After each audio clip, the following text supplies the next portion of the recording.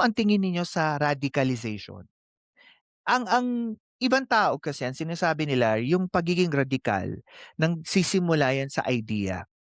Idea na kung meron kang batayan or basehan, isang bagay that you emotionally agree, and this is pertaining to somehow fake news, threat against the president, mga bagay na wala namang katotohanan like yung mga bangag video, 'di ba may mga lumabas pa na parang scandal ni President Bongbong Marcos tsaka ni FL, Liza Marcos, yung mga gano'n. Yung mga tao kasi, it's as simple as ulit-ulit mo siya napapanood, paulit-ulit mo siya na-e-expose doon, yung thinking mo parang nagso-solidify siya. Habang nagso-solidify ang thinking mo, konti subtle, hindi mo mapapansin na yung utak mo gumagawa ng mga bagay para solusyonan yung nakikita mo.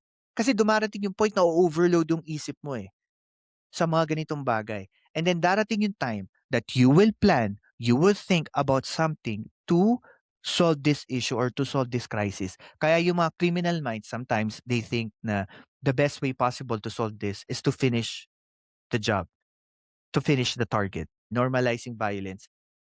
Ideology, yung radicalization, yun ang nakakatakot, and ang pinakamasakit dito, what I notice sa social media, the most radicalized are the most are the people who's always watching influencers that talking about fake news or that is talking about harm towards other people. Lagi ko pinopromote, we can talk everything, anything under the sun, social media. But when it comes to talking about yung nagte-threat ka na sa buhay ng ibang tao, mali na yun, ba? Dapat control natin yung naratibo. Ako, si Densable TV 2.0 at ito ang Pilcast kung saan ang katotohanan ay walang takot na sinasabi. Like, share, and subscribe na